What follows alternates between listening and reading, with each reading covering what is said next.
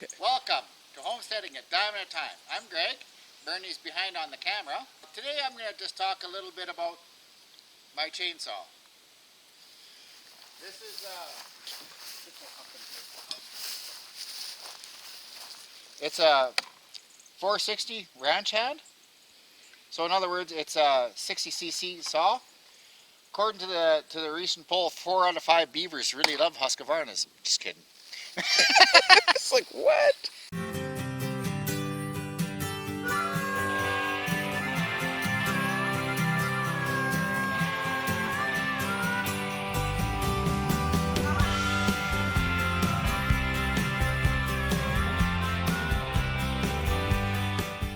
This saw, I got a 24-inch bar on it. This is a carbide chain. So the teeth are carbide, so I don't have to go and cut 2 logs. They don't have to sharpen. So these are solid carbide. They'll actually pull out nails. It's amazing what you can cut, except dirt. Dirt, it will kill this chain in no time. So, but yeah, these are carbide teeth. I could cut a whole year's worth of wood.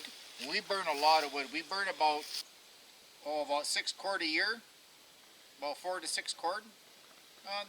If you take a heaping truckload, like a half-ton or a 3/4 ton truckload, heaping, like nicely stacked heaping, we burn about 4 to 6 of those a year.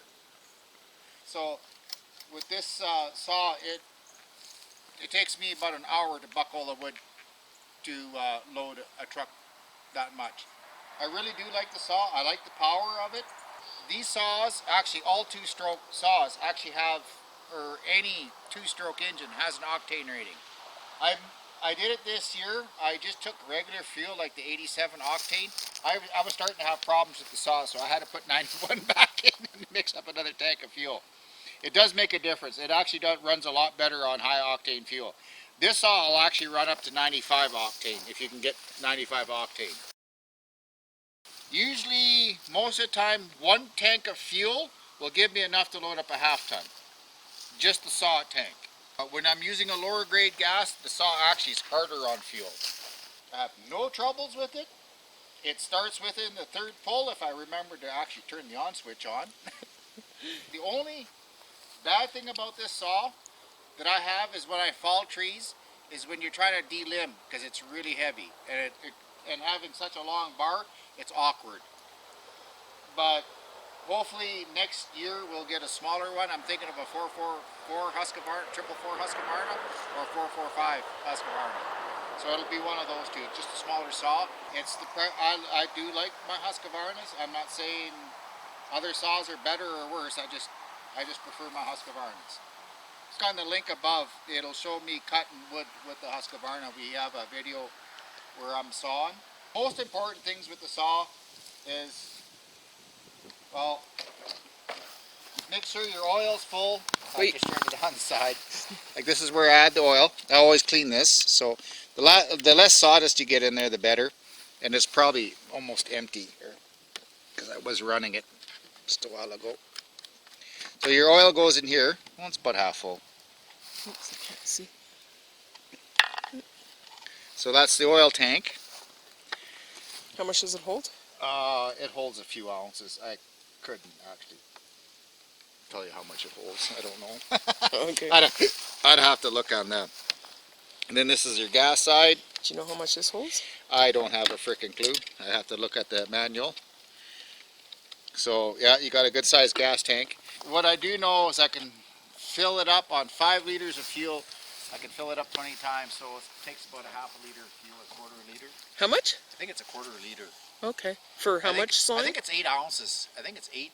I think it holds a cup. 8 or 10 ounce fuel tank. Oh, okay. If memory serves. And I think that's about the same size as the oil tank. And how much cutting can you get done on good gas? On good gas, on 1 tank of fuel, this tank alone on fuel, I could cut a half-ton truckload with ease. That all depends. If it's bigger stuff, a lot faster. But just a normal size trees, like, pieces like this, that size and diameter, it doesn't take no time to cut. Especially with that carbide saw chain, Yeah, it has to be tightened. It's a little on the loose side. Yep. Do you have your thing to tighten I it? don't have a wrench here. So on this one, it's just really simple. You have the two nuts here, you just back them off, you just give them a quarter, once they tight, just give them back. And this is your adjuster, you just turn it until she's tight. And if I tighten it, if I'm looking at the bottom, I want it just so there's a little bit of spring in it. Just wait. Okay, I got it. So when you do it, it snaps back. You can pull it down if you pull hard enough, but it snaps right back up. That's how I like to run my chains. And also, I think on all chainsaw bars, there's a little hole. It's always on one side, just one little pinhole. And you buy a special grease gun. You put grease in there because there's a bearing in here. And a lot of people never grease your tips. So I always grease mine. I grease it every time I fill up. So when I run out of fuel, I generally tighten the chain, add the oil, add my gas, I grease the bar, and I go back cutting again for however long until I run out of fuel. And then it's the same process. Add the oil, add the gas, tighten the chain, then grease the end. A lot of people don't know about that, greasing the end of the chainsaw bar. I had a guy that was helping me cutting a tree down. I used to have a 72cc Husqvarna. And he was watching me and go, "What are you doing?" I said, "I'm greasing the bearing on the end of the thing." He says, "There's a bearing in there?" And this guy was cutting wood for years and he didn't know there was a bearing in there that had to be greased. So, just little things. One of the other things I do like about a Husqvarna is everything is set on springs. Sweet. So, I'm going to try to hold this fairly steady. See how the handles all walk around? I got a big spring in here, then there's another spring back in there. This all moves around. I have an older Poulan. That's also a good saw. It's made by Husqvarna too. Vibration, I run it for about 10 minutes and you almost got to pry my hands off because the vibration just seizes your hands up. This, I can run it all, we've cut 6 hours, 4 hours? Yep. And then I'm fine, no problems.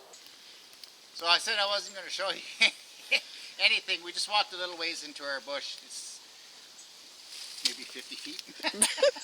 Yeah, I got a lot of downfall in here. But just to show you that how the saw cuts, it's actually quite nice. I should actually tighten the chain. If I toss the chain, it's my fault. I should have.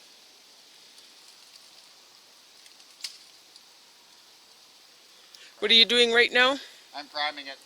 Oh yeah, this saw is a high compression engine. There's a decompression switch on the motor. I pushed it already. This is my decompression. It makes it a little easier to start. Okay, and where were you priming it? Huh? Oh, this is the primer.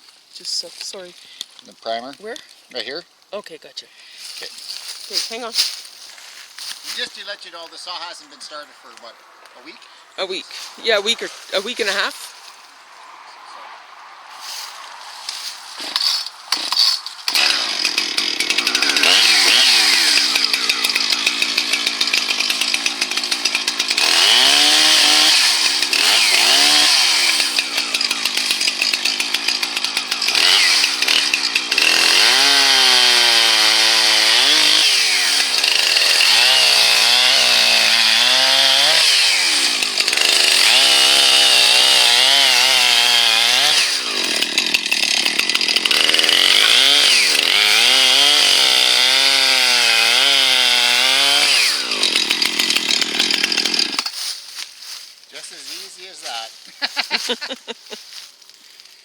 One of the other reasons, like I keep on saying I go to a carbide chain, is because cutting green wood, like this just fell over this year, so it's pretty wet. So if I use a regular chain, I could cut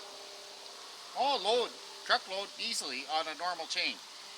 But we cut a lot of dry fall, or deadfall, so it's dry and it's hard. And that's why I use a carbide, because it just lasts that much longer. And this one was, by the looks of it, she's pretty rotten. That's why she fell over. Yeah. We have a lot of poplar in this bush, and yeah, we get a lot It's quite windy out here. We get a lot that snap off, so I got to come in here with the tractor and start pulling this stuff out and cutting it up and burn it all before it rots. Because if it sits on the ground here too long, it just goes rotten. So, but that'll be next spring. Start cleaning, because then all the grass is packed and everything, and I can come in and see where everything is, and I don't get stuck and get hurt or step in a hole or something. So, but until next time, just remember, if you got chores to do, just give her, eh? Cheers, guys. Thanks for watching. This little guy here, I can get to that big stump, right? Then the main tree is right behind there. So if I get rid of these ones, I can back the tractor. So I'll get rid of this one first. Then I can come all the way back over here. See, somebody's been cutting wood in here. This all been cut up. I got firewood in here. So, and I can cut up all this stuff here out of here. Then I got that stuff. I got a log over there. But that way I can back that trailer in too. Yep. I can back it all the way in. I can get all this stuff. Get that big one, because that's a huge one. Yeah. And get that out. Then I got that one back in there. It's all broke off. I just snapped off the top. I could drop that one, then I can drag it into here too, with the tractor. Yep. So I could just go that way. And Yeah. just pull it out and cut it up. Oh, this one here is the top of that tree. This here? this one. Yep. This one right here? Yep. Came off the... No, wait a minute. I got more trees down here. We had a bad windstorm. I can't hear you from there.